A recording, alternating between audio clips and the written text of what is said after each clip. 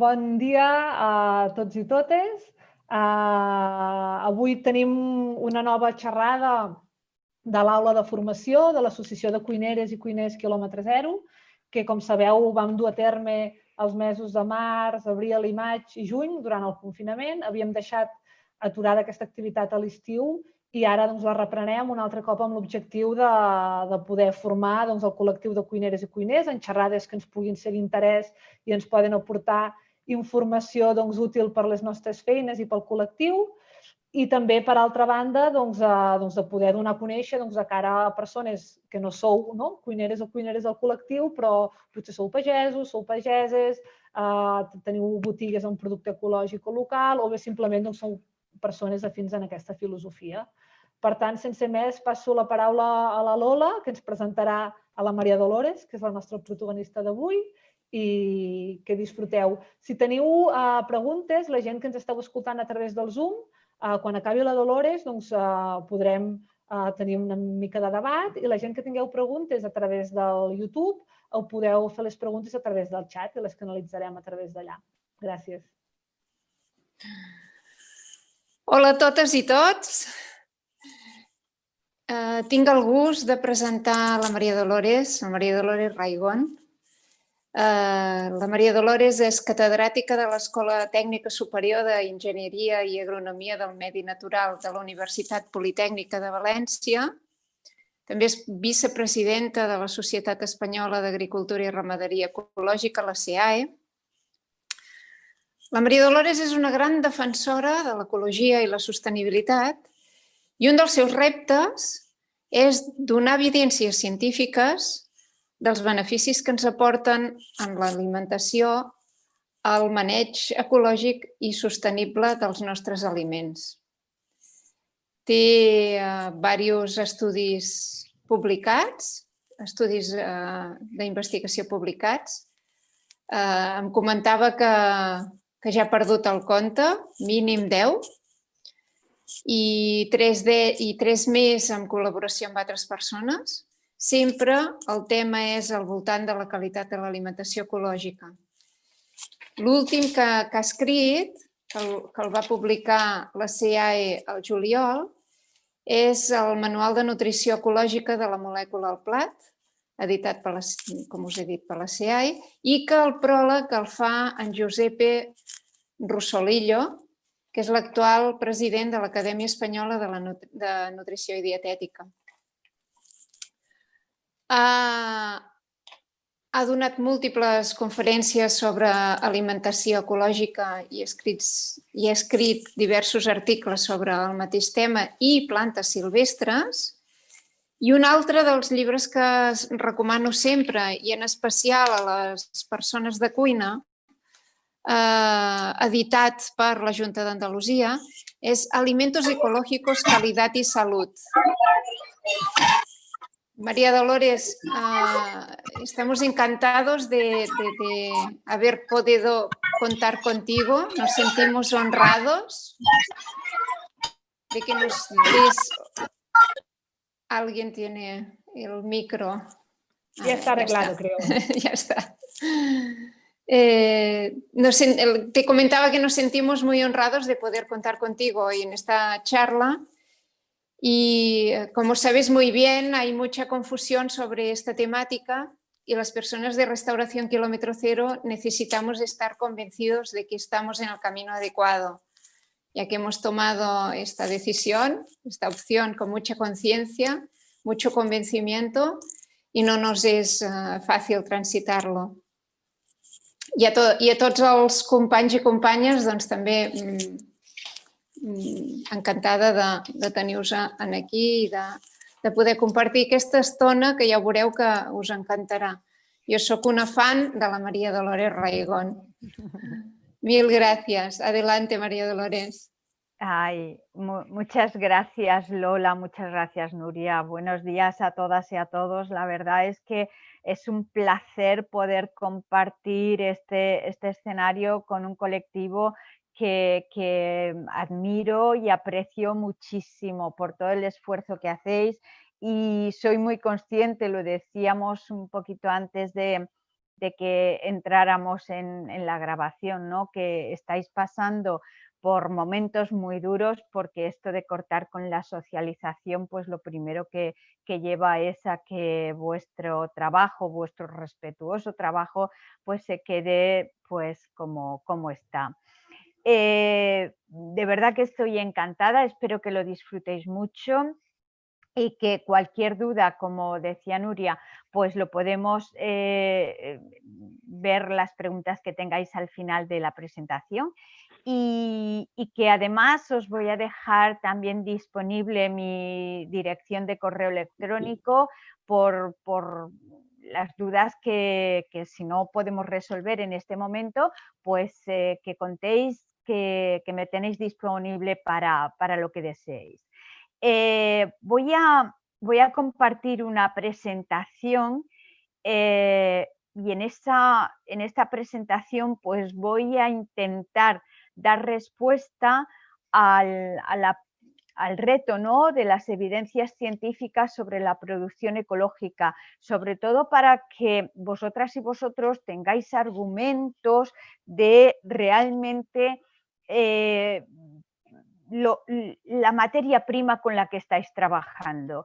Si ya habéis introducido los alimentos de producción ecológica o si tenéis en mente realizar ese cambio, ese proceso, y en cualquier caso, pues valorar también algunos atributos como son el tema del kilometraje o el respeto y el bienestar animal dentro de la producción ganadera. Yo estoy convencida que cuando hablo de materias primas y vosotras que trabajáis con las materias primas, sois los primeros y primeras que de alguna manera conocéis la respuesta que va a tener un alimento, una hoja de col cuando se cuece una patata, pero en cualquier caso insisto que soy consciente que las evidencias científicas es algo que es ya una realidad y que por lo tanto si os pueden ayudar en vuestro día a día, mejor que mejor. Mirad, en esto de las evidencias científicas es verdad que nos encontramos con un mogollón de píldoras de desinformación que en algún momento han llegado a ser muy perjudiciales para el sector ecológico. No sé si hace una semana o algo así visteis por televisión un reportaje de Chicote y el titular era creo que el fraude de la alimentación ecológica. Claro, alguien lee eso o escucha eso y lo primero que le viene a la cabeza es que la alimentación ecológica, poco más que lo que dice, ¿no?, es un fraude. Luego, viendo el programa, pues te das cuenta de que eran cosas muy puntuales, cosas también para reclamar mucho la participación o la asistencia dentro de ese tipo de visualizaciones televisivas, pero lejos de estos impactos, el hecho de la producción ecológica, de los alimentos ecológicos, está siempre en el ojo del huracán, porque realmente el poderío económico que hay detrás de una alimentación convencional es tan grande que antes, cuando éramos 4 o 5 los que nos dedicábamos a esto, pues decían, bueno, estos chiquitos, estos hippies, que sigan ahí. Pero ahora ya no, porque lo ven realmente como una amenaza. Aparte de ser una amenaza, es que es una necesidad. A través de lo que os voy a ir contando, os vais a dar cuenta que el planeta está sufriendo demasiado por los abusos que le estamos haciendo. Entonces, o cambiamos el modelo o esto nos va a ir muy mal, muy mal. A lo mejor ya no, a nosotros no, pero a nuestras generaciones futuras sí. De ahí es que uno de los trabajos que publiqué en el 19 fue este de evidencias científicas sobre la producción ecológica. Este trabajo nace de una tesis doctoral Y en él, pues lo que hicimos fue una recopilación sistemática a través de metaanálisis, a través de trabajos de pares, a través de toda una revisión potente para ver cómo la producción ecológica se defendía en el tema medioambiental, en el tema de salud humana y también en cuestiones sociales que desde el movimiento de kilómetro cero y Slow Food pues se tienen muy en cuenta, como es la justicia y el respeto social. Nuestra sorpresa con este trabajo fue grande porque encontramos una amplísima pues documentación científica que avalaban los trabajos que, como os digo, en esas tres categorías se ponían de manifiesto, tanto en la cuestión ambiental. Quizás en la cuestión ambiental es donde más. Y esto ha sido ya reflejado en el documento que la FAO emite sobre el cambio climático, el panel intergubernamental de cambio climático, y ahí se pone de manifiesto ya que el modelo agroecológico realmente es el modelo que nos va a llevar a la resiliencia sobre el tema del cambio climático. Los trabajos que a este respecto era tanto de visualizar el modelo ambiental de forma general, como los impactos sobre la biodiversidad, la calidad del suelo y la erosión, la contaminación del suelo, el cambio climático, como os digo, el consumo energético, la eficiencia en el uso del agua, es decir, aspectos todos vinculados al tema medioambiental. Y las conclusiones de estos trabajos es que como efectos positivos el modelo agroecológico incrementa la biodiversidad, actúa con servicios ecosistémicos porque facilita la presencia de polinizadores, el mantenimiento de la calidad del suelo, la mitigación y adaptación al tema de cambio climático, es resiliente frente a la degradación de los ecosistemas, recicla los nutrientes dentro del modelo productivo, es un sistema plurifuncional, es decir, que dentro de las parcelas agrícolas podemos encontrar la agricultura, la ganadería compartiendo el mismo escenario y por lo tanto todo eso hace que se minoricen el efecto de plagas y enfermedades dentro del modelo productivo. Y dentro de algunos aspectos que se contemplan desde un punto de menor incidencia, pues está el tema de la erosión del suelo, la lixiviación de nitratos, la emisión de gases de efecto invernadero, incluso el balance energético. Aunque en esta cuestión del balance energético, fijaos, os muestro uno de los trabajos que llegamos a concluir donde evaluábamos el consumo de energía al año que se establecen a través de diferentes modelos de dieta. Y en ello pues contamos con la dieta mixta convencional, la dieta mixta ecológica, la integral convencional, la integral ecológica o la ovolacto convencional o ovolacto vegetariana ecológica.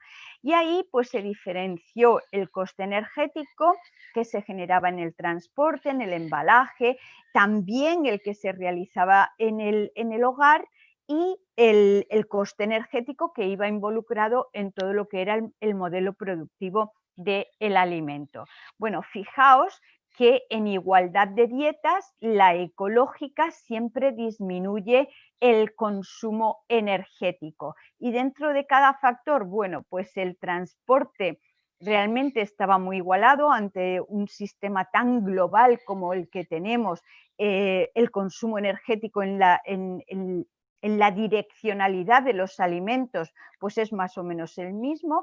En el tema del embalaje, el alimento convencional lleva más carga energética en el embalaje, aunque como veis, esto de la convencionalización de los alimentos ecológicos, pues también está llevando a un modelo en el cual el consumidor o lo que llamamos el mercado, ¿no? Pues está exigiendo un paralelismo entre los alimentos que se ponen en los lineales y eso desgraciadamente lleva acarreado un coste en embalaje altísimo, como luego también incidiré un poquito. Luego en el hogar, bueno, pues fijaos que los alimentos convencionales requieren mayor energía. Esto lo dejo ahí y luego os lo explicaré con un ejemplo, que ya veréis cómo me vais a entender a la primera. Y por último, el tema de la producción, pues fijaos cómo las producciones convencionales desde el punto de vista energético son mayores. Pensad que son modelos donde la maquinaria está muy presente y por lo tanto el consumo de energía procedente de recursos fósiles pues está muy elevada y de ahí esas diferencias.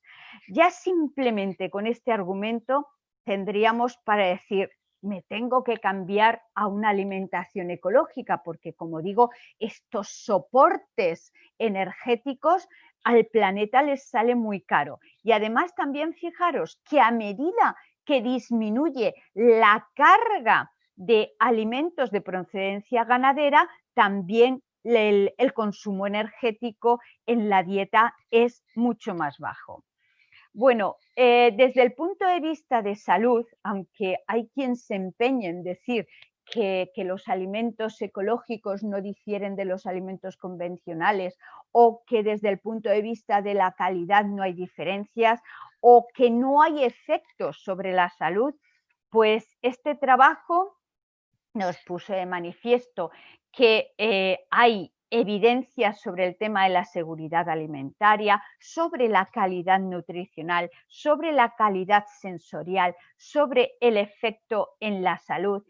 Y algunas de las evidencias, pues lo tenéis aquí. Los alimentos ecológicos son seguros, puesto que la carga microbiológica no difiere de la carga que llevan los alimentos convencionales. Aquí yo siempre digo lo mismo.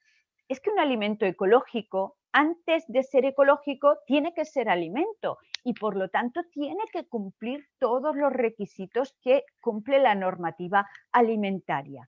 Una vez ese alimento ya puede estar disponible para el consumo, está el beneficio, aquellos atributos adicionales que presentan por el hecho de ser ecológico. Pero la seguridad alimentaria es el primer factor que deben de cumplir estos alimentos.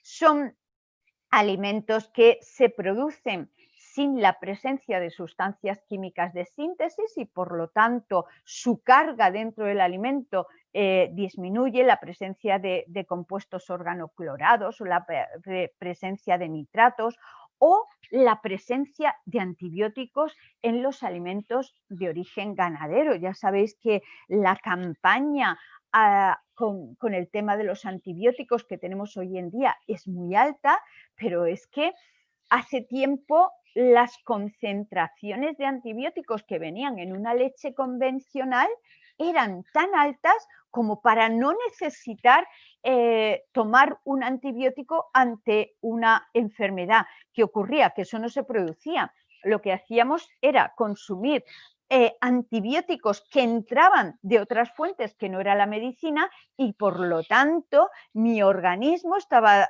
cuando se enfrentaba con una enfermedad, decía la carga en antibiótico que me estás dando es insuficiente, necesito más. Es decir, las resistencias que se estaban creando porque estábamos ingiriendo o tomando alimentos con una carga encubierta en antibióticos. Esto ahora ha pasado a un plano muy interesante porque se están limitando mucho el uso de antibióticos dentro de la ganadería, incluso la convencional, pero la ecológica es que ya tenía sus restricciones y por lo tanto este efecto no se producía. Y con el tema de la composición nutricional, mirad, os muestro esta gráfica. Esta gráfica lo que presenta es una evolutiva de la composición de diferentes elementos minerales como el potasio, el calcio, el magnesio, el hierro y el cobre presentes en alimentos de origen vegetal como la naranja, el melón, la uva. ¿Qué es lo que observamos? Pues que en esta evolución histórica los alimentos han perdido la capacidad de acumular elementos minerales. Lo vemos aquí a través de las frutas y también en las hortalizas como la patata, berenjena, zanahoria, lechuga, etc. Volvemos a encontrar, fijaos cómo la gran mayoría son deficiencias o detrimento de la composición mineral evaluada en estas series históricas.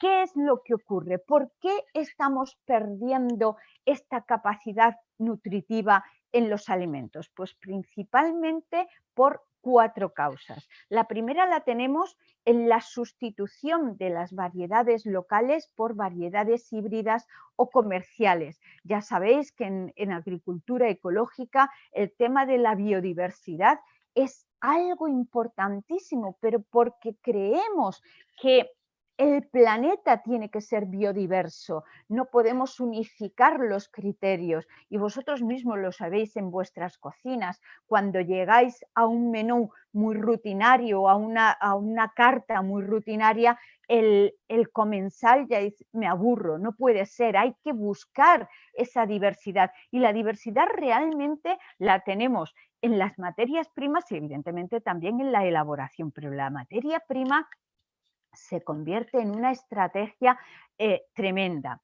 Pero además es estrategia también de acumular elementos minerales, porque fijaos, si una variedad, por ejemplo, de berenjena, históricamente ha estado ubicado en un territorio, esa berenjena en las condiciones de suelo, clima y el manejo de los productores, que se vuelve esencial, va a ser capaz de sacarle todo el provecho a ese territorio para que los nutrientes lleguen a la berenjena. Si eso lo sustituimos por variedades comerciales o variedades híbridas que han sido optimizadas en condiciones de laboratorio, no me cansaré de decirlo, y bajo esas condiciones de laboratorio pues responden muy bien a todo el paquete biotecnológico. ¿De qué? De fertilizantes, de sustancias fitosanitarias, de agua, de cualquier insumo donde la semilla ha estado en esas condiciones, pues luego lo va a necesitar para su desarrollo en el modelo productivo.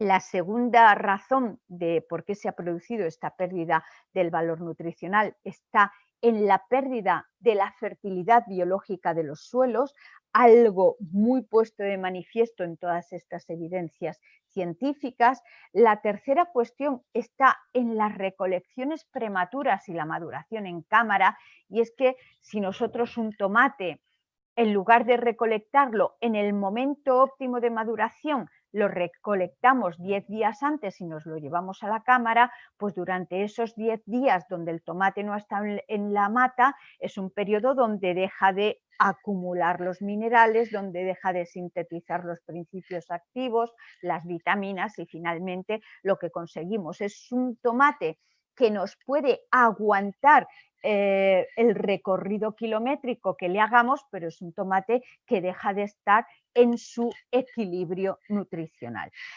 Y la cuarta razón está relacionada, pues una vez más, con los grandes transportes que requieren los alimentos desde origen hasta destino. En estos grandes transportes, sobre todo los alimentos, lo que pierden es en la capacidad antioxidante, un parámetro que se convierte vital y esencial para el tema de salud. ¿Qué es lo que podemos hacer para revertir este proceso de degradación? Que en este caso os lo muestro con el tema mineral, pero lo tenemos puesto también de manifiesto para el tema vitamínico, que son los dos grupos importantes de nutrientes que se ven afectados por el proceso de la convencionalización. Pues lo que podemos hacer es introducir el proceso de biodiversidad y las variedades locales dentro del consumo, recuperar la fertilidad biológica de nuestros territorios y por lo tanto de los suelos productivos, recuperar el momento óptimo de maduración para tener proximidad al equilibrio nutricional de los alimentos, ahí estaría muy relacionado el kilómetro cero. Y por último, pues disminuir esas grandes distancias y hacer un consumo de proximidad. Fijaos que son 4 pilares donde se ampara el modelo agroecológico. Por lo tanto, con ese modelo de producción agroecológico podemos recuperar el valor nutricional. Valor nutricional que, como decía Lola, en este último libro escrito, el Manual de la Nutrición Ecológica de la Molécula del Plato, pues he querido concretar en 2 aspectos muy importantes. El libro es un manual y como manual pues os diré que tiene la friolera de 740 páginas, pero lleva muchísima información acoplada porque lo que he hecho es, por un lado, informar de cuáles son esos nutrientes importantes vinculados a los alimentos y cuáles son las diferencias entre un alimento ecológico y un alimento no ecológico. Y por otro lado, hacer una recopilatoria también de los grupos de alimentos, porque a veces nos volvemos locos con el tema de la proteína. Oh, la proteína. Pero ¿le vamos a exigir el mismo nivel de proteína a una lechuga que a un grano de cereal o a un grano de lenteja? Pues no se le puede exigir el mismo nivel de proteína. Con eso, ¿qué quiero decir? Que a veces en la producción convencional nos volvemos locos aportando fertilizantes nitrogenados para incrementar los niveles de proteína, pero es que eso no es necesario porque la lechuga no es un alimento proteico. Entonces, diferenciar bien los grupos de alimentos, los cereales, las legumbres, frutas, hortalizas y derivados, la leche y también sus derivados, los huevos, los frutos secos, carne y pescado. Y dentro de estos grupos de alimentos, pues he diferenciado cuál es la composición nutricional que presenta mediante técnicas de producción ecológica y lo que presenta ese mismo alimento frente a lo obtenido mediante técnicas no ecológicas. Fijaos que en el pescado ha sido un poco complejo porque el modelo ecológico certifica los procesos de piscifactoría y luego pues algo relacionado con el mejillón, sobre todo el gallego sí que cuenta con certificación ecológica, pero aún así hemos recopilado lubina de producción ecológica, lubina de producción no ecológica y hemos llegado a conclusiones tremendamente interesantes desde el punto de vista de composición. Y todo esto lo tenemos avalado, como digo, desde el punto de vista científico. Además, esa composición nutricional va a tener una repercusión sobre la salud. Los trabajos científicos que ponen de manifiesto el tema de salud, pues en un principio eran trabajos que se realizaban mediante técnicas in vitro, mirando el estrés oxidativo celular o viendo también mediante pruebas en animales cómo respondían ante diferentes cuestiones como el estado inmunológico, la fertilidad, el modelo de crecimiento. En todos estos trabajos, sobre todo, se hacía incidencia en el tema de la capacidad inmunológica que generaban los alimentos ecológicos.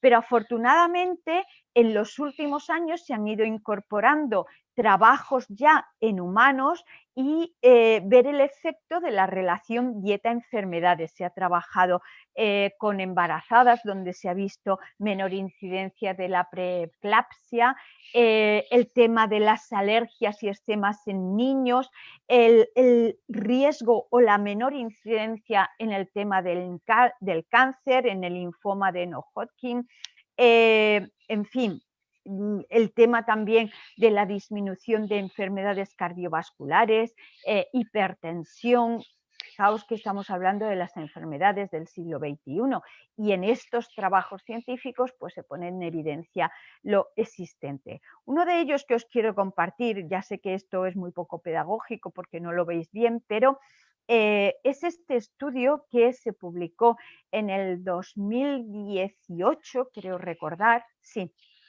Y en este trabajo, fue un estudio que realizó un grupo francés contando con productores ecológicos y lo que se hacían simplemente era tener una población, ojo, que el estudio se realizó sobre 68.946 personas, es decir, casi 70.000 personas dentro de un modelo. Si tenemos en cuenta que los ensayos que se están haciendo en humanos para el tema de la vacuna del COVID no están llegando ni a los 20.000, pues pensar la fortaleza que tiene este estudio. ¿Y qué es lo que se puso o qué concluyó este trabajo? Es posible que alguno o alguna de vosotras viera algunas de estas noticias que salió solamente en prensa escrita. Esto es lo que os decía antes de esas píldoras de la desinformación. Si la noticia hubiese sido negativa para la producción ecológica, hubiese salido en las portadas de todos los telediarios, de todos los periódicos, pero cuanto apenas se dio proyección en dos medios, uno de ellos de prensa online, el otro sí que de prensa escrita. Y la conclusión es que los productos eco, los alimentos de producción ecológica, reducen un 25% el riesgo de padecer cáncer. Yo creo que las conclusiones fueron buenísimas. Pero dentro de este mismo proyecto del Nutrinet Santé de los franceses, el último trabajo publicado es del 2020, de este año, y lo que pone de manifiesto, en este caso los pacientes con los que han llevado el estudio, creo que son 34.000, por ahí ronda el trabajo, y es que la población que se somete a una alimentación de alimentos ecológicos pues disminuye el riesgo de padecer diabetes tipo 2. Yo creo que las evidencias sobre la salud son altísimas, altísimas, altísimas. Mirad, quiero compartir con vosotros esta tabla que es de una de las tablas del manual de nutrición ecológica. Y en ella pues se hace referencia al contenido en materia seca de alimentos.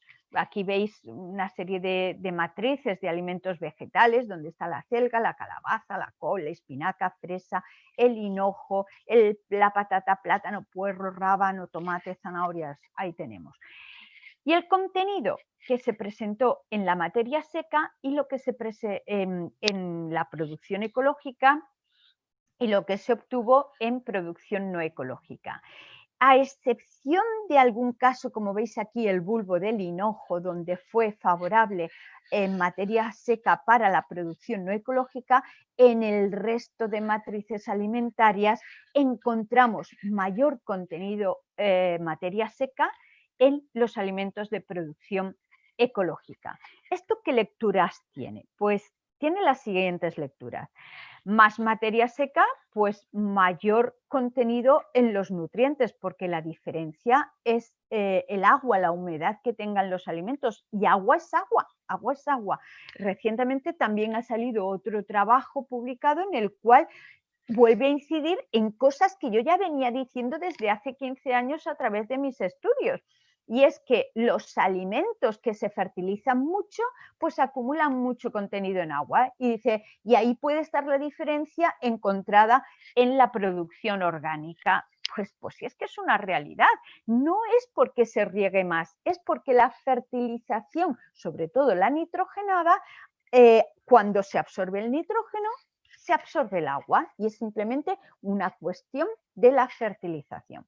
Bueno, pues ahí lo tenemos, mayor contenido en materia seca, por lo tanto mayor contenido en nutrientes. Pero es que fijaos, si el rendimiento del alimento, esto es el 100% de la selga y esto es agua o esto es agua, la diferencia es materia seca. Por lo tanto, el coste también se ve beneficiado.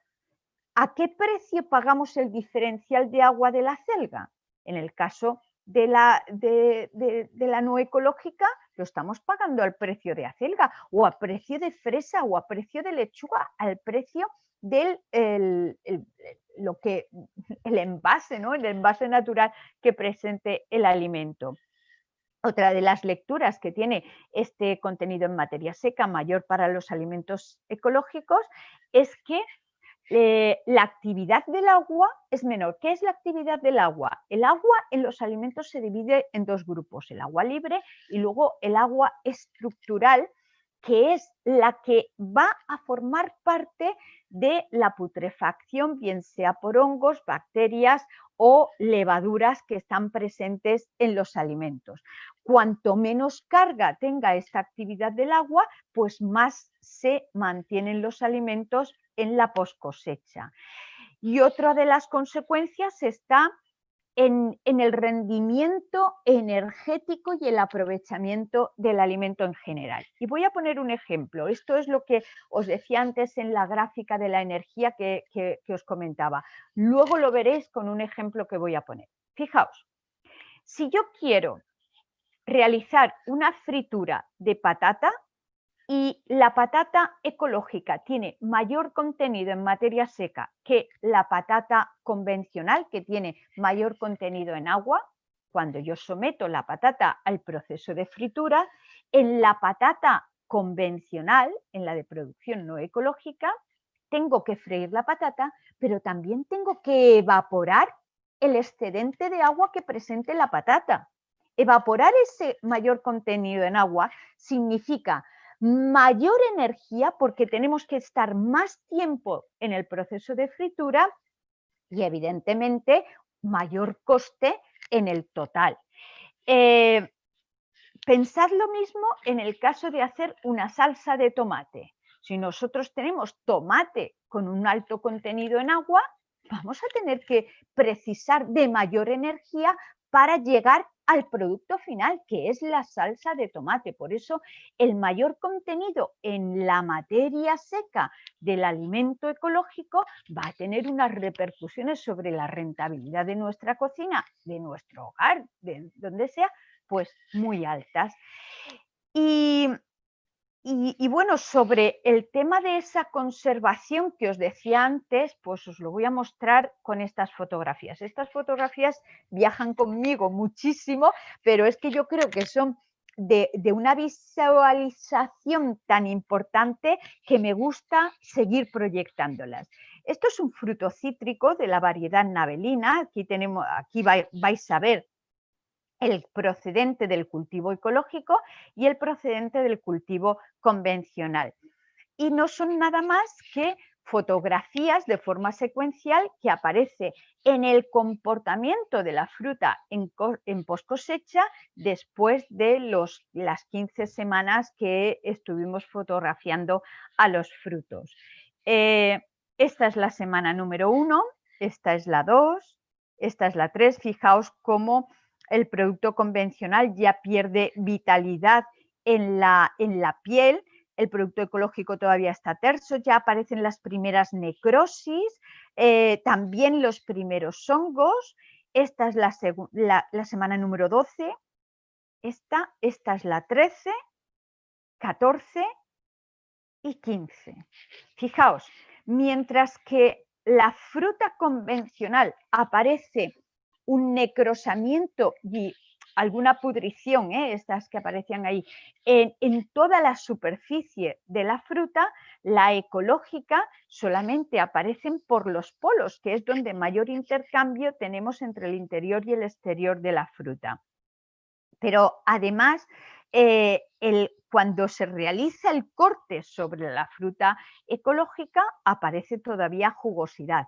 Esta fruta es que ya no puedes ni cortarla, ha perdido todo el valor comercial, no se puede realizar esto. Esto también, la ecológica también ha perdido el valor comercial, pero mientras aguanta 12 semanas, la semana número 5 ya ha perdido vitalidad. A mí me gusta decir que si nosotros fuéramos naranja, cada uno de nosotras y nosotros fuéramos naranja y nuestra alimentación fuese acabaríamos como esta naranja. Si nosotros fuéramos naranja y consumiéramos como consume este modelo productivo, pues este sería nuestro resultado final en el estado de salud como naranja, ¿no? Como naranja. Bueno, y otras de las cuestiones, volviendo al tema de evidencia, son las de carácter social y de justicia, ¿no? Aquí es verdad que las evidencias científicas eran más bajas porque si esto se trabaja poco de normal, pues bueno, en ecológico es verdad que hay más sensibilidad, pero aún así hay poca investigación al respecto. En cualquier caso, pensad que una alimentación ecológica es una alimentación que va mirando más la calidad de los productores, va mirando también más el tema de si hay cumplimiento de los objetivos de desarrollo sostenible, cuál es el respeto entre el consumo y dónde repercute la economía derivada de ese consumo, pues de alguna manera son aspectos que se visualizan más en la producción ecológica. Y por eso os pongo esta portada, que fue un trabajo que se publicó en el 2018 en la prestigiosísima revista de The Lancet, y en este trabajo lo que hicieron los autores es recopilar pues a través de matrices de datos muy complejas y los modelos matemáticos que luego le pusieron, y en eso se recogía por diferentes zonas geográficas del planeta cuál era la incidencia que tenía la obesidad, separando en función del género, cuáles eran el tipo de enfermedades más características dentro de cada una de estas poblaciones, cuál era el tipo de alimentación que se generaba en estas regiones, de dónde procedían los alimentos para llevar a cabo el tema de la alimentación. Y con todo este mare magnum, el trabajo de The Lancet concluyó que en el momento actual tenemos lo que se llama la sindemia global. Esta sindemia está ocasionada por 3 pandemias, que son la obesidad, la desnutrición y el cambio climático. Y sobre el tema de la desnutrición, luego os comentaré una cosa. Nos decían que estas 3 pandemias están sustentadas por políticas que se centran en el crecimiento y que ignoran los resultados negativos en materia de salud y de equidad, y que el trabajo es realmente muy osado porque dice y pide desviar los más de 5 billones de dólares que reciben las empresas insalubres del sector alimentario y de los combustibles fósiles, pues a otros sistemas alimentarios más sostenibles. Porque desde el punto de vista moral, yo siempre digo una cuestión. No puede ser que un litro de leche convencional cueste 0,65 euros. No llega ni a €1 el litro de leche.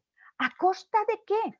Si eso ya es puesto en el lineal con el Tetrabric, con todo.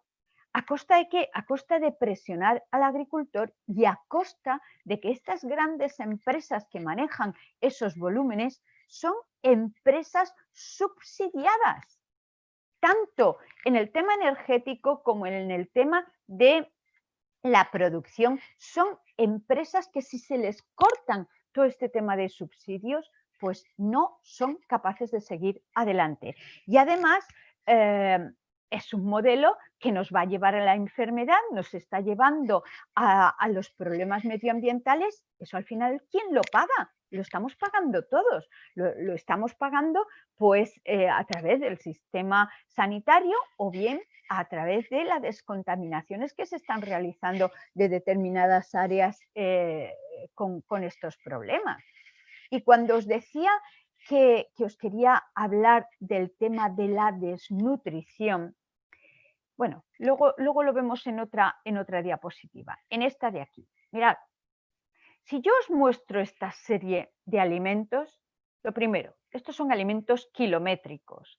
Cuando se producen, se producen en grandes industrias como las que vemos aquí, con un soporte energético altísimo. Industrias donde la mano de obra es mínima porque todo está industrializado, todo está bajo los controles. Si en lugar de eso pensamos en un artesano, bien panadero, bien pastelero que esté produciendo un dulce donde además se ha calentado la cabeza para ser original, para que esté contando con los recursos más próximos, pues eso cambia mucho.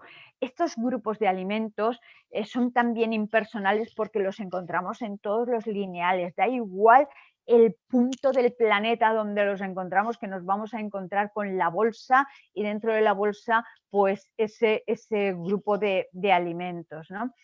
Y además con un consumo en embalaje, como ya os comentaba, muy alto. Pero además, para llevar a cabo la necesidad de todas las materias primas que requieren estos alimentos, resulta que la ganadería es súper intensiva, pero para que estas ganaderías estén comiendo lo que llega de aquí, ¿qué está ocurriendo?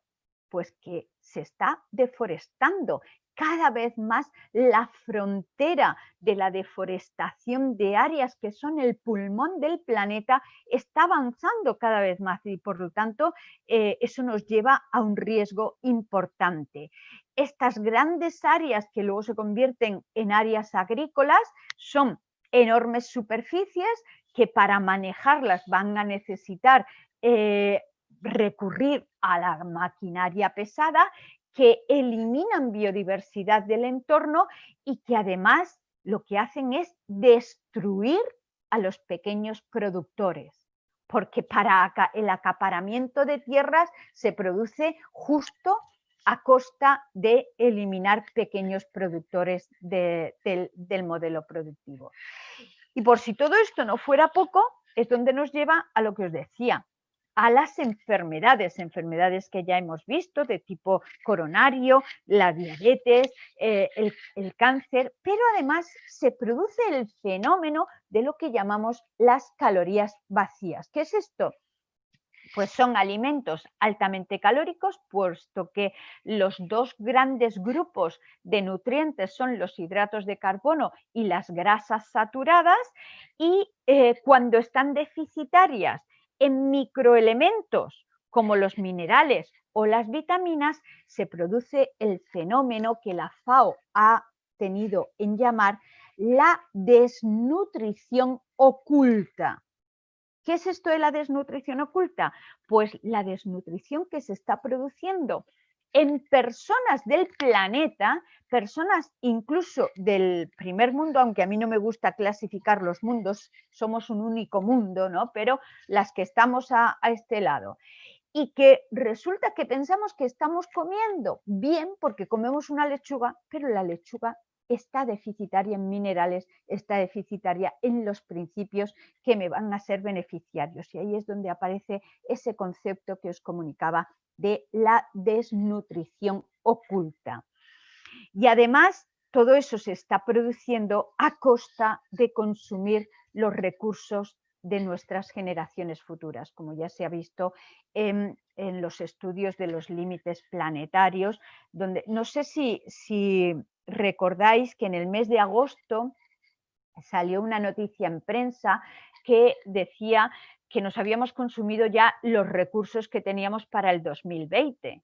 Y aunque nos los hubiésemos consumido en el mes de agosto, estábamos de enhorabuena porque gracias al frenazo del consumismo veloz que se ha producido este año por el tema del COVID, pues este consumo de los recursos del futuro de normal se venía produciendo en el mes de julio y este año por el freno ha sido en el mes de agosto. Pues fijaos. ¿Cuántos meses nos faltan todavía para acabarnos? Bueno, nos falta ya un mes para acabar el 2020. Pero es que ya nos hemos comido desde agosto los recursos de las generaciones futuras. Y bueno, esto lo podemos resumir en esto que veis aquí, todo lo que os he comentado. En estas diagramas lo que se observa es a través de los diagramas de pétalos de flor, pues todos esos atributos que hemos contemplado de calidad nutricional, de calidad medioambiental, de justicia social y medioambiental. Y fijaos, pues dándole valor numérico a cada una de esas acciones derivados de los trabajos científicos, pues acabamos en lo que veis aquí. ¿Qué lectura tiene este perfil? Este perfil sería para la producción convencional. Es decir, una producción convencional puede generar alimentos de calidad, pero ¿a costa de qué? A costa de perder la calidad del suelo, de emplear un uso alto de energía, de disminuir la biodiversidad, de disminuir también el tema de la contaminación del agua o incrementar la contaminación del agua, ¿no? La lectura es al revés. Y además con unos costes totales altos. Este modelo es insostenible, porque para obtener esto, alimentos productivos y de alta calidad, resulta que realizamos una serie de agresiones sobre el sistema, como son el uso de fitosanitarios, disminuir la calidad, bueno, lo que hemos visto. ¿Y cuál es el reflejo del modelo ecológico? Pues el que veis aquí, se contemplan los mismos parámetros evaluados en el convencional y lo único que cambia es la cuantificación. Con el modelo ecológico podemos producir alimentos de calidad y también productivos, mientras que no disminuye los efectos sociales y medioambientales que genera este modelo productivo. Este modelo productivo que veis aquí, de alta rentabilidad, como es el modelo ecológico, lo que nos lleva es a tener un modelo sostenible en el tiempo y en el espacio.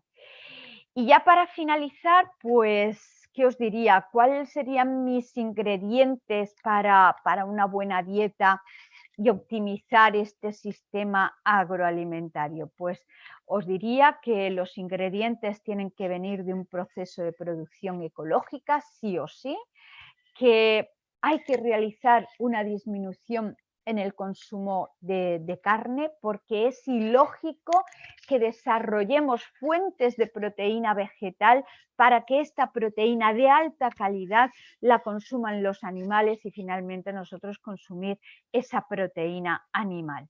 Y por último, disminuir e incidir sobre el desperdicio alimentario. El planeta no tiene recursos para sustentar todo esto que estamos llevando ahora con esas grandes márgenes en el desperdicio. Y bueno, con esto finalizo lo que yo os quería transmitir en este breve espacio.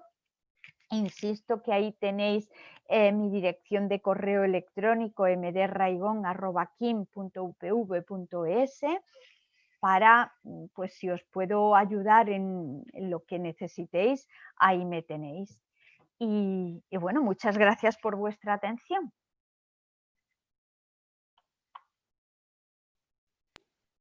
Bien, muchas gracias a ti, Dolores. Creo que ha estado una charla magistral, ¿no? Con una claridad evidente de todas tus exposiciones, un entusiasmo, ¿no? Cosa que se nota que te gusta tu trabajo y la convicción con lo que realizas, y unos contenidos y sobre todo unos ejemplos muy gráficos que creo que cualquiera pues los puede entender, ¿no?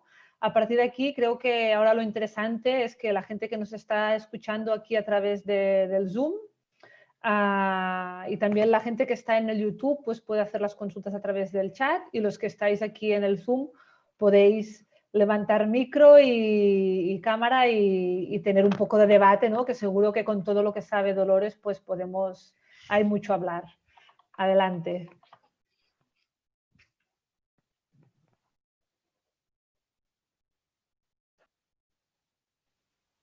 Hola, què tal? Se'm veu? No se't veu, però se't sent. Vale, soc en Jordi Bonet, del restaurant És Biosfera. Per començar, felicitar la Dolores de la xerrada perquè m'ha semblat boníssima i molt entenedora i se li nota que té molta passió. Jo tinc més o menys com 3 preguntes que seran molt ràpides. Parlant una mica de la durabilitat dels aliments, jo han fet la prova de taronja, però, per exemple, amb el que sí que potser discrepo és amb el tema del tomàquet, que els tomàquets convencionals tenen una durabilitat altíssima. O sigui, jo he fet la prova amb els tomàquets que jo cullo amb respecte als tomàquets que pots comprar a la botiga i els tomàquets aquests doncs els poses damunt del marbre i duren moltíssim i a la nevera són com extraordinaris, tot i que no fan gust a res. La segona pregunta seria que ha parlat de la biodiversitat. Si no tinc mal entès, la biodiversitat dins de la normativa d'agricultura ecològica no existeix. O sigui, no es pot obligar als agricultors a que siguin cultius biodiversos. Poden fer monocultiu d'enciam i ja està. Doncs, bueno, preguntar-li això sobre la biodiversitat. I després, què opina sobre els aliments, dels superaliments? Perquè últimament hi ha moltes dietes molt nutricionals i molt ben equilibrades que es basen en portar aliments de molt lluny, com la quinoa, el mijo, la maca, les llavors de chia, i no se'n parla potser prou de tota la repercussió mediambiental que hi ha darrere de tots aquests superaliments. I res, moltes gràcies. Bueno, pues gracias. ¿Has entendido, María Dolores, todas las preguntas? Sí, por supuesto, por supuesto. Pues adelante. Yo no me atrevo a expresarme en catalán, pero lo entiendo todo perfectamente. O sea que gracias. Bueno, las tres preguntas son tremendamente importantes y muy interesantes. A ver, el tema del tomate. Efectivamente, podemos encontrar diferencias en la conservación con los alimentos convencionales. Y todo depende de ¿qué? De los tratamientos que haya recibido la planta. Fijaos, en el tema de la naranja, todos los ensayos que nosotros hacemos son ensayos en condiciones de paralelismo. Entonces, nuestros alimentos vienen de las parcelas ecológicas, de las parcelas convencionales. Entonces, cuando las traemos al laboratorio, en el laboratorio ya lo que siguen son los procesos pues, a los que queramos someterlos. Pero es verdad que cuando estamos trabajando en condiciones de comercio, que los alimentos proceden del mercado, pues ahí ya el alimento convencional ha sido sometido a los tratamientos por post cosecha que tengan que ser sometidos. Y en este caso, justo el tomate sufre una buena carga de antifúngicos principalmente, porque si no, el tomate que sale del campo y no lleva un tratamiento antifúngico luego en post cosecha, es un tomate que te dura poquísimo. Y eso lo vemos también con otro tipo de alimentos, por ejemplo, todos los que son hortalizas y que tienen un alto contenido en agua. El pimiento le pasa lo mismo, la fresa, bueno, es de locura el número de tratamientos que lleva una fresa convencional y están principalmente basados en ese caso, pues eso, en la aplicación que llevan de productos principalmente antifúngicos. Lola comenta el tema de la lechuga, lo mismo. También tenemos ensayos hechos con el tema de la conservación en hortalizas de hoja, en este caso era colchina, y bueno, el efecto es el mismo. Y en una colección de variedades de lechuga, y también las de producción convencional, pues es que se nos quedaban ahí con ese nivel de pudrición. El tema de la biodiversidad. Es cierto que la normativa ecológica no obliga a que se empleen variedades locales dentro del proceso productivo. Esos son parámetros que de alguna manera asume el agricultor, el productor, o el ganadero a la hora de elegir razas autóctonas. Y entonces, en ese caso, pues son valores que incrementa dentro del proceso de su producción. Pero a lo que sí obliga la normativa es que el modelo ecológico tenga que ser un modelo biodiverso. ¿Y cómo lo puede contabilizar? Porque tener en cuenta que cualquier acción que se ponga sobre la explotación ecológica es una acción que luego hay que contabilizar y que los inspectores tienen que inspeccionar y valorar que realmente se cumple con lo que se está indicando. Y entonces, ¿cómo se puede actuar sobre la biodiversidad? Si en un año un agricultor ha hecho lechuga, pues al año siguiente no puede hacer lechuga.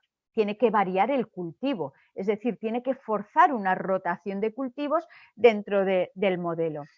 Hay agricultores que lo que hacen es que aunque no sea un parámetro obligatorio, insisto que ellos juegan con la biodiversidad incorporando asociaciones de cultivos, incorporando, por ejemplo, esto es una práctica que hacen mucho los productores de fruta, incorporar cubiertas vegetales dentro de las parcelas de los cultivos leñosos, y es también un modelo de incrementar la biodiversidad de la explotación.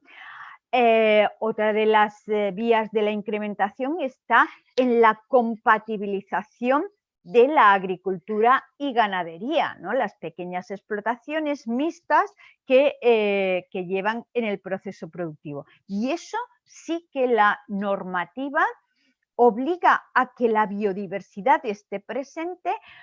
Por ejemplo, se me olvidaba también algo importantísimo, el uso de los setos.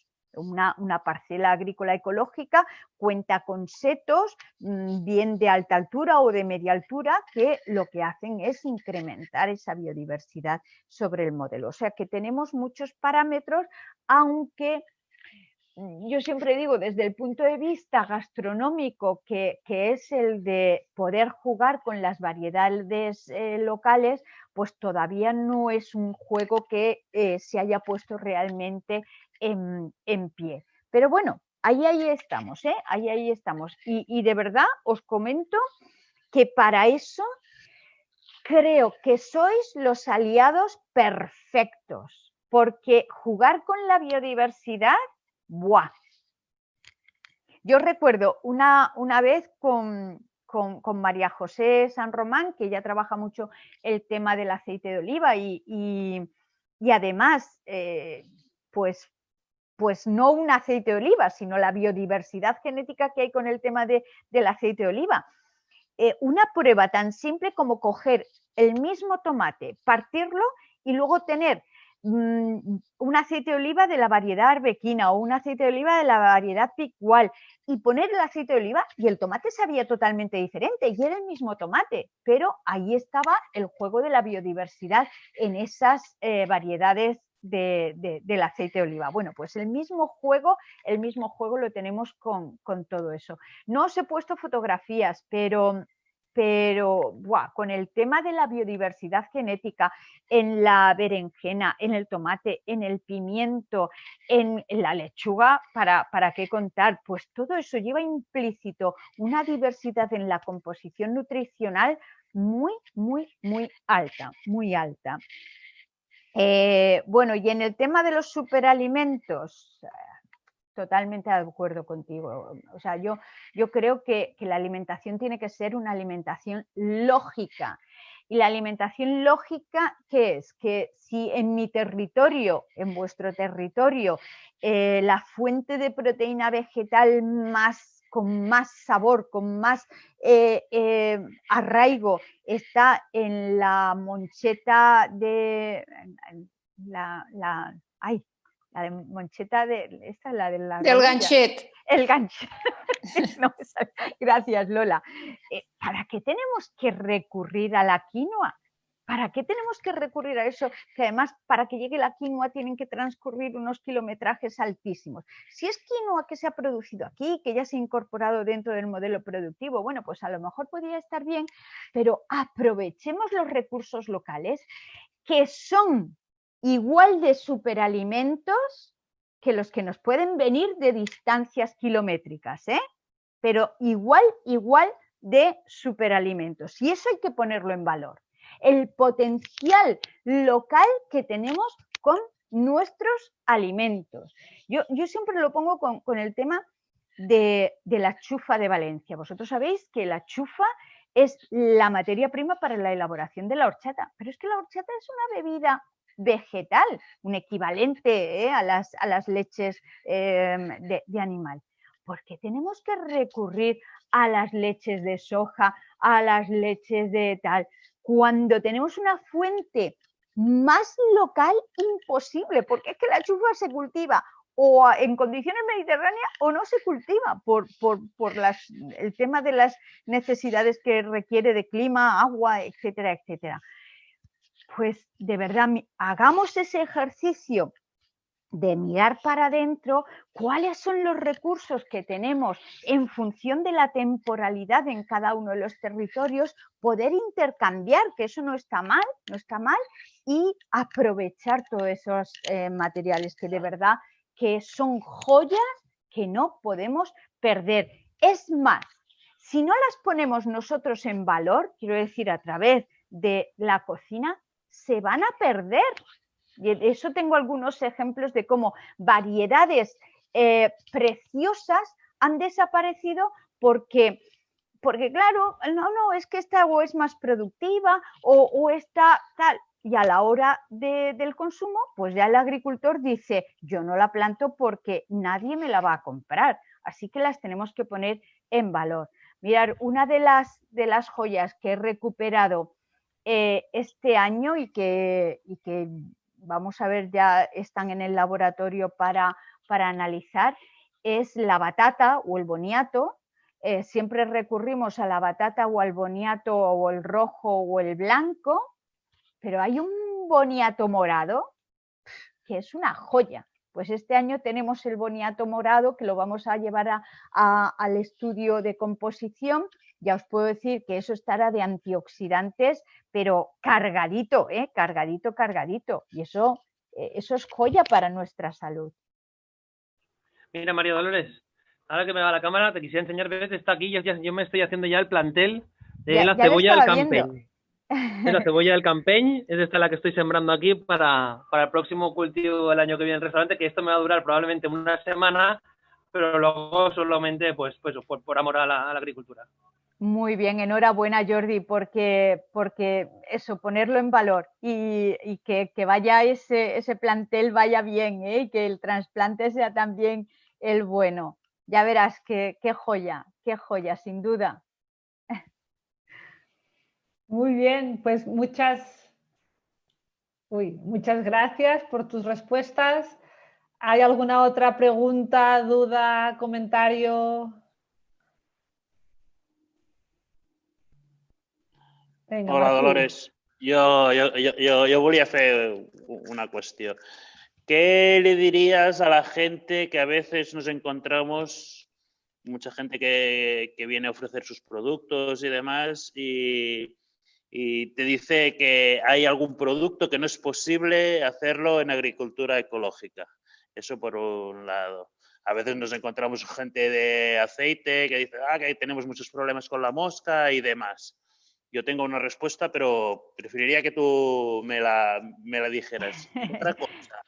Antes, cuando hablabas de pescados, habías hablado de diferencias entre piscifactorías ecológicas y no ecológicas. De todos modos, ¿tenemos estudios que haya sobre piscifactoría versus salvaje? Y la piscifactoría en sí podría ser considerada como ecológica si se está en un sitio quieto y todos los excrementos y demás nos meten lo que es la zona. Muchas gracias. Me ha gustado mucho la charla. Gracias, Martín. Muchas gracias. Voy a empezar a contestarte por esta última. En el tema de estudios de piscifactoría convencional ecológica frente a la captura del pescado salvaje, que yo sepa, no hay nada realizado, por lo menos que en el entorno donde yo realizo las búsquedas bibliográficas, que son muchas porque es el entorno de la universidad. Y con respecto a lo que ocurre en el tema de la piscifactoría ecológica, todo esto está regulado igualmente por la normativa europea de producción ecológica, y el modelo de piscifactoría ecológica es un modelo ganadero más. Entonces, en ese sentido, ¿qué es lo que deben de cumplir las explotaciones ecológicas?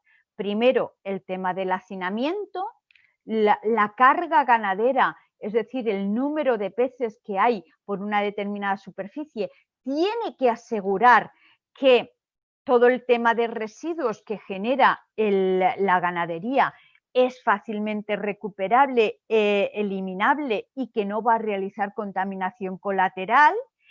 El tema de la alimentación, que tampoco puede ser una alimentación normal, sino que tiene que ser una fuente de alimentación ecológica. Ese ha sido el primer reto que se han encontrado los productores de pescado ecológico, porque no habían fuentes de alimentación ecológica para los animales, y esto ha sido todo un reto, pero ya se ha conseguido. Y en el caso, por ejemplo, de las extractoras del mejillón, como os comentaba antes, que también, se me ha olvidado, también hay ya producción de ostra. La ostra no se comercializa en España porque los franceses la están demandando tremendamente y se la llevan los franceses para los mercados suyos. Me imagino que más para restauración que para otras vías. Entonces, en este caso, cuando son pues, productos de concha y que vienen también de procesos de viveros, lo que se obliga es que el sistema ecológico tenga que estar en un ambiente natural. Principalmente lo que se están aprovechando son las costas, que son parajes naturales de las rías gallegas, que es donde está ahora mismo la producción de ostra y la producción de mejillón, pues son las que se están aprovechando. Claro, ahí tienes que garantizar que el ambiente del agua es puro, por lo tanto hay poquísimos tóxicos, aunque ya en el mar hablar de tóxicos es una realidad, ¿no? por todos los problemas que tenemos, pero por lo menos se aseguran que la concentración de tóxicos sea la mínima posible a través de los análisis que tienen que realizar. Y la carga, sobre todo la carga, no pueden llevar el modelo productivo a una sobreexplotación, sino que lo mantienen en condiciones de carga muy, muy, muy reducida, de tal manera que no se sature el ambiente en el que se está produciendo ese tipo de alimentación. Y lo mismo para los que se llevan a través de la piscifactoría. En Granada está una de las piscifactorías que inició sobre los años 80 con el modelo ecológico. Ahí se producía trucha, se producía también esturión y por lo tanto la hueva del esturión, y bueno, todo el modelo que seguían era trabajar con aguas en contracorriente que venían de las aguas limpias de Sierra Nevada, aguas muy frías, y que la pureza de las aguas era fundamental. Si a eso le metes que no hay una sobreexplotación en el número de animales que están por una piscina, pues eso disminuye. Y en el caso de las piscinas que se llevan a mar abierto, pues lo mismo, no pueden superar un número determinado de animales por piscina, y eso hace que por lo menos la carga ganadera pueda controlar los residuos que se están generando y que por lo tanto no sea invasiva en el territorio. Al tema de las producciones imposibles, que esto me hace mucha gracia, porque sobre todo a lo que aluden es al tema de la sanidad vegetal, ¿no? Pues es lo que dicen, no, es que esto es imposible porque ahí no han desarrollado productos para la mosca, no han desarrollado productos para esto, pero es que es la tontera más gorda que nos podemos imaginar, porque el modelo ecológico está sustentado, como os comentaba antes, en el equilibrio. Entonces, el equilibrio productivo es el que nos lleva luego al equilibrio en la producción. Hoy en día, la agricultura puede realizarse mediante técnicas de agricultura ecológica. Toda. Tenemos ya desarrolladas muchísimas técnicas, tanto en el control de plagas, en las enfermedades, en el tema de la fertilización. Si esto me lo hubieses dicho hace 20 años, el olivo no te lo hubiese dicho, porque el olivo, ahora hablaremos de él, pero te hubiese, hombre, pues hay a lo mejor algunos problemas de plagas en determinadas producciones, por ejemplo, la fresa, o lo que llamamos los cultivos primorosos, ¿no? Que requieren muchos cuidados. Pero hoy en día esos cultivos primorosos se pueden llevar sin problema en la producción ecológica. Y en el caso del olivar, fueron de las primeras explotaciones que pasaron del convencional al ecológico. ¿Por qué? Porque realmente cuando tienes un equilibrio, la mosca no se convierte realmente en un problema. Y es verdad que la producción es un poquito más baja, pero el rendimiento viene a ser más o menos el mismo, si el año climático es más o menos el mismo. Y el precio premium que alcanzan los aceites de oliva ecológicos, yo creo que supera con creces el problema de la baja producción que pueda tener un ecológico en el caso del olivo. Pero ha sido de los cultivos más fáciles que han permitido la transformación del convencional al ecológico.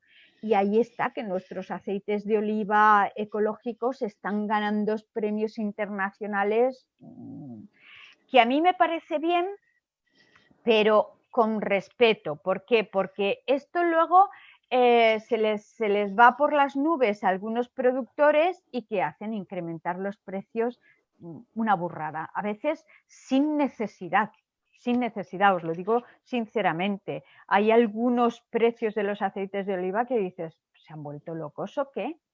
Y creo que hay que entrar en una lógica y en una razón más equitativa con lo que hay. No sé si coincidimos en algo, Martín, o tú tienes tu propia teoría con respecto al tema de los productos imposibles. No, yo, sobre todo cuando me hablan del tema del aceite, siempre os digo lo mismo. Si hay olivos que tienen 1000 años y ya se producía aceite, es absurda esa afirmación.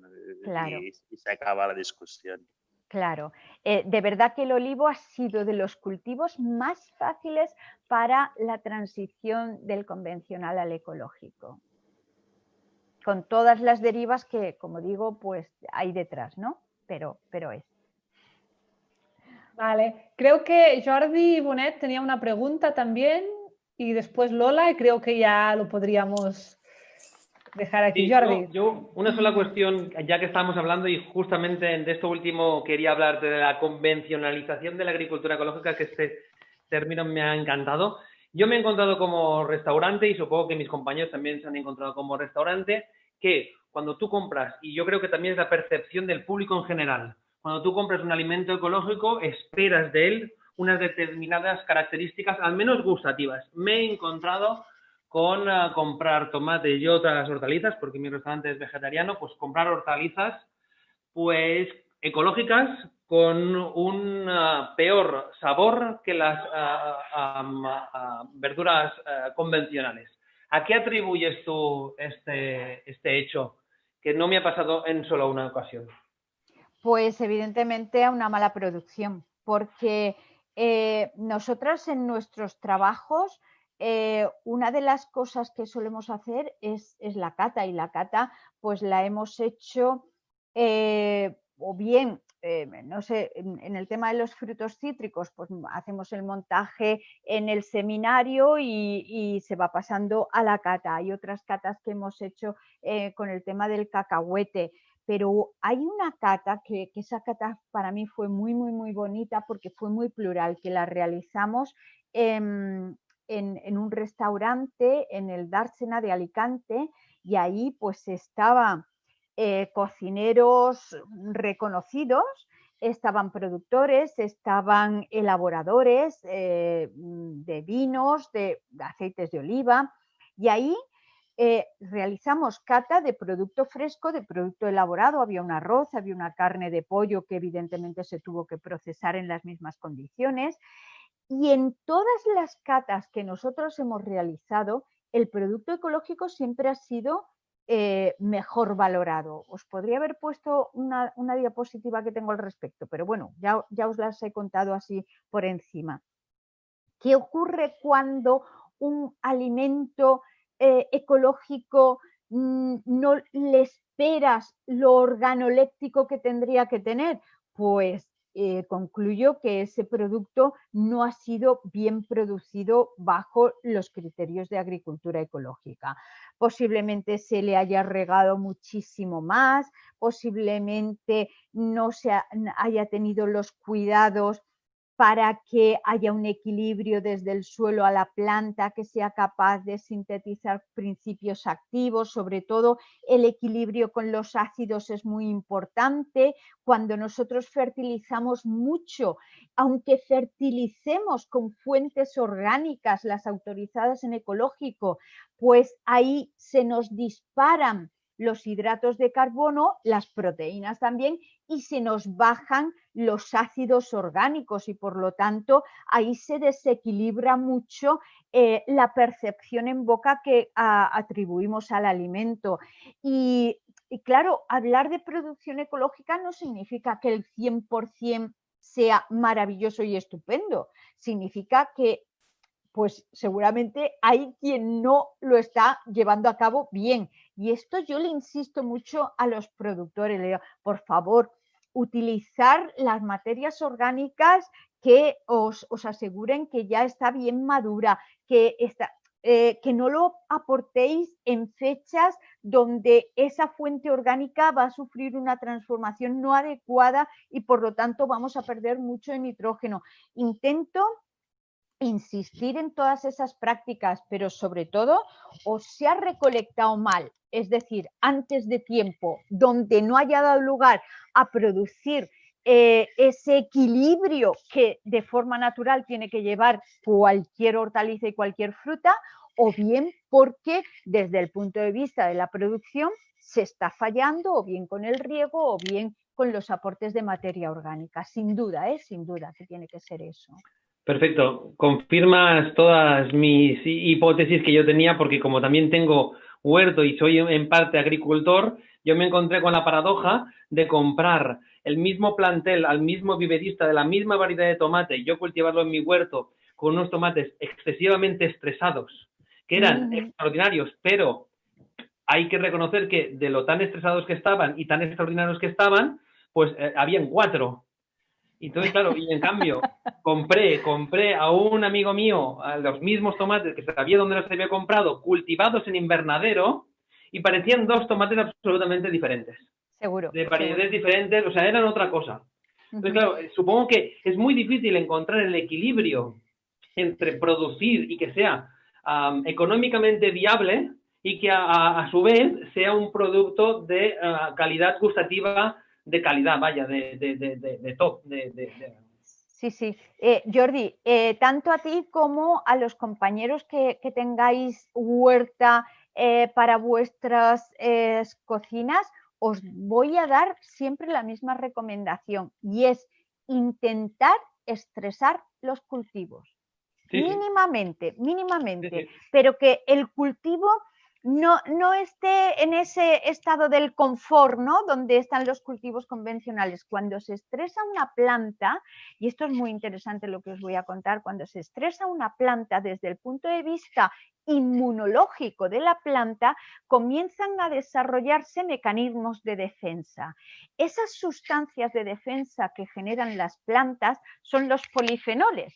Y los polifenoles son sustancias de carácter antioxidante.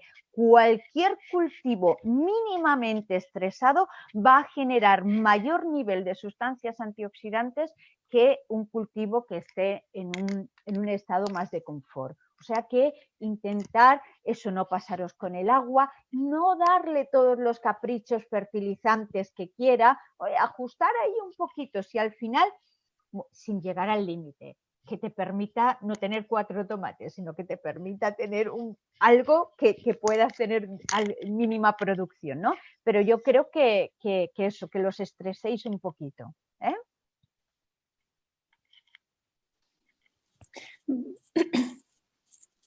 Vale, María Dolores, yo quería, bueno, darte las gracias, ha sido extraordinario. Muchas gracias. Y ¿nos podrías dar tu opinión sobre los transgénicos? Porque a nivel de colectivo también tenemos diversidad de opiniones. Vale, vamos a ver. Con el tema de los transgénicos, de momento, Europa podemos estar tranquilos. ¿Por qué? Porque en Europa no tenemos ninguna semilla transgénica autorizada para el consumo humano. Ninguna.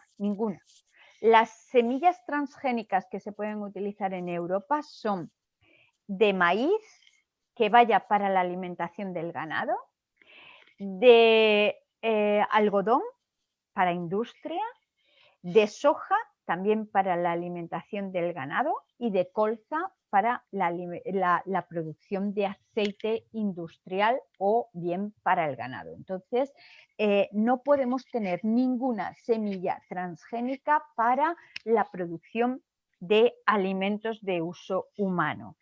Otra cosa es la deriva que podamos tener de lo que se comen los animales y luego nos llega a nosotros, ¿eh? Que eso sí que hay ahí una determinada trazabilidad.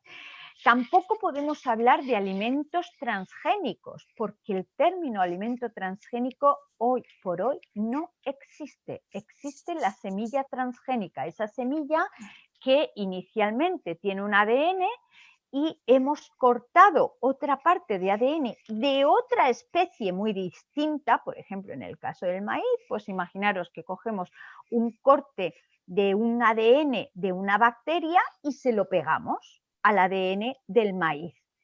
Esos cruces jamás se hubiesen producido de forma natural en la naturaleza. Eso se produce porque cortamos una parte del ADN y se lo colocamos. Todo lo que estamos oyendo ahora con las vacunas transgénicas que nos están metiendo para el tema del COVID, ¿no? Y los problemas que esto puede llevar, porque hoy por hoy todavía no hay ningún experimento de haber metido transgénicos en humanos. Este va a ser el primero, ¿eh? A través de un fármaco, sí, que es la insulina, es así, pero meter directamente el corte del ADN en nuestro organismo va a ser el primero a través de la vacuna. Ya veremos por dónde sale esto, ¿eh? Bueno, yo solamente os recuerdo todos aquellos experimentos que hicieron con la ovejita Dolly, del clonaje y todo eso acabó como acabó, porque por temas de seguridad y de ética dentro del proceso, porque es que porque las generaciones no han llegado a más. Si hubiesen tenido buenos resultados en las primeras generaciones, hoy en día estaríamos comiendo clonados de ovejita y de lo que sea, pero es que los resultados no han llegado a buen término.